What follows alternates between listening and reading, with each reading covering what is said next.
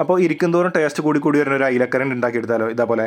അപ്പോൾ ആദ്യം തന്നെ കുടംപുളി ചെറിയ അല്ലി കഷ്ണങ്ങളാക്കിയിട്ട് ചെറു ചൂടുവെള്ളത്തിലിട്ട് വെക്കാം. സ്റ്റവ് കത്തിച്ചതിന് ശേഷം ഒരു മൺചട്ടി വെച്ച് കൊടുക്കാം. അതിലേക്ക് ഒരു 2 ടേബിൾ സ്പൂൺ എണ്ണ ഒഴിച്ച് കൊടുത്തോളി. അപ്പോൾ എണ്ണയൊക്കെ ഒന്ന് ചൂടായി വരുമ്പോഴേ ഒരു 20ഓളം ചെറിയുള്ളിലേക്ക് ഇട്ടിട്ട് നന്നായിട്ട് മൂപ്പിച്ചെടുക്കാം. ഇതേപോലെ കണ്ടോ. അപ്പോൾ ഇതേപോലെ നന്നായിട്ട് മൂപ്പിച്ചെടുത്തിട്ടുണ്ട്. അതിനുശേഷം ഒരു 2 തക്കാളി ഇതേപോലെ എണ്ണയിലിട്ടുണ്ട് വഴറ്റിയെടുക്കാം. അപ്പോൾ അതിൻ്റെ തൊലിണ്ട് വേറിട്ട് വരുമ്പോൾ ആണ് കോരിയെടുക്കുക. അതുപോലെ പിന്നെ ഒരു 2 പച്ചമുളക് അതും ഇതേപോലെ മൂപ്പിച്ചെടുക്കാം. പിന്നെ ഒരു 10ഓളം വെളുത്തുള്ളി അല്ലി ഇട്ട് കൊടുക്കാം. അതുകൊണ്ട് ചൂടായി വരുമ്പോൾ തന്നെ കോരിയെടുക്കാം, അല്ലെങ്കിൽ കരിഞ്ഞു പോകും. ഇനി ഇതൊക്കെ ഒന്ന് ചൂടാറിയതിന് ശേഷം ഒരു ജാറെടുക്കുക, അതിലേക്ക് ഈ തക്കാളി മുറിച്ചിടാം. പിന്നെ നമ്മൾ എണ്ണയിൽ മൂപ്പിച്ചെടുത്ത ബാക്കിയുള്ള ഇൻഗ്രീഡിയൻസ് ഇട്ട് കൊടുക്കാം. പിന്നെ അതിലേക്ക് ഒരു പിടി മല്ലിയില, ഒരു ചെറിയ ഇഞ്ചി കഷ്ണം, ഒരു തണ്ട് കറിവേപ്പില ഇട്ട് കൊടുത്തിട്ട് നന്നായിട്ടുണ്ട് അരച്ചെടുക്കാം. അപ്പോൾ നന്നായിട്ട് പേസ്റ്റ് പോലെ അരഞ്ഞു വന്നോട്ടെ ഇതേപോലെ.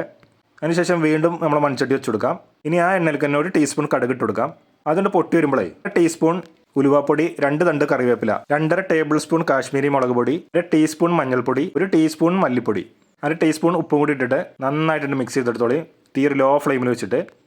എന്താ സ്മെല്ല് അറിയാം ഇപ്പോൾ തന്നെ. മസാല ഒന്ന് വെന്തതിന് ശേഷം വെച്ച കുടംപുളി കുടംപുളിയും കൂടി ഇട്ട് കൊടുക്കാം. എന്നിട്ട് നന്നായിട്ടൊന്ന് തിളപ്പിച്ചെടുക്കാം.